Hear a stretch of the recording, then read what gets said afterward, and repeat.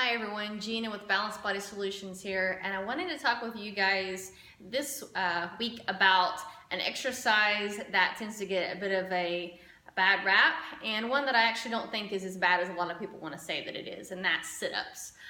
Even sit-ups and crunches. A lot of people throw them together and say they're just really bad for you. So one of the reasons why people say they're bad is for the neck, just because of people with neck problems can have issues with it, as well as people with back problems. So my disclaimer with this is, honestly, with any exercise that you're doing, if it doesn't feel good, then don't do it. That's obviously fine. Or if you have neck or back problems, you probably do need to be working with somebody that's very well trained. Obviously, if your problems are bad enough, you might want to be in physical therapy or chiropractic, or you want to work with somebody that's really well trained in corrective exercise. Other than that, there's really no problem in doing these things. So let me talk a little bit about when it comes to a crunch and a sit-up, maybe how you can work at doing that a little bit better and a little bit safer.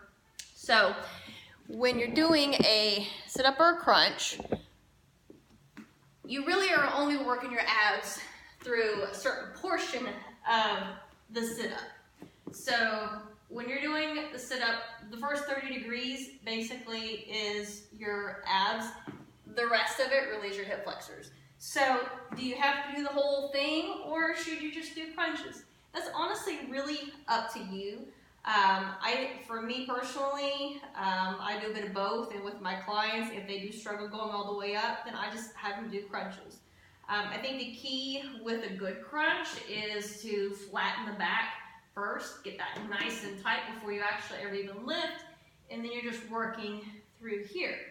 Now, one of the other complaints, like I mentioned, is people with neck problems can have some issues with this.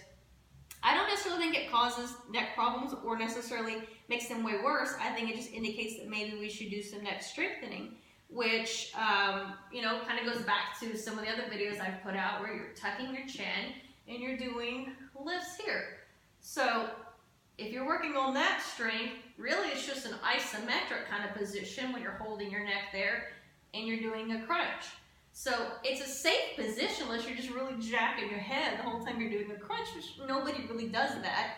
So again, a crunch is pretty darn safe. The same thing with a sit-up when it comes to your neck, unless you're really cranking your head. If you're holding steady, kind of finding a spot to focus on, there's really nothing wrong with that either.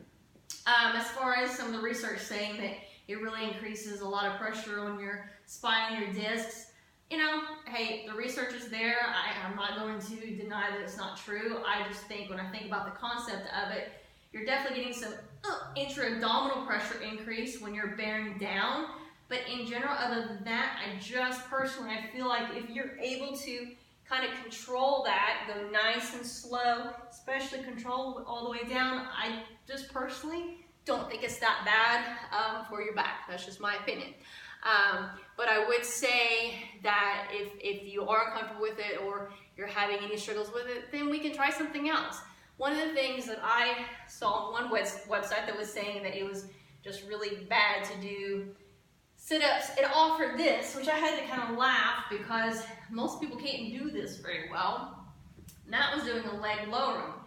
Now, leg lowering is perfectly fine for most people, but again, you have to be able to keep your back flat, hold that tight, and lower down. This is actually something I struggle quite a bit with myself. So I'm sure I'm not going to have somebody that has some back issues just go through this and not even think about what they're doing, so let their back pop up and they're just doing all kinds of crazy lowering. That is probably just as unsafe, maybe even worse than doing a sit-up. So my point to all this is you're going to find do's and don'ts all over the place as far as what exercises are good or not good. And I think you just have to be smart about what works for you. And always feel, if you feel uncomfortable, pull a professional into it, because that's what we're here to do, is to help to find an exercise that's good for you and safe for you. I hope that helps.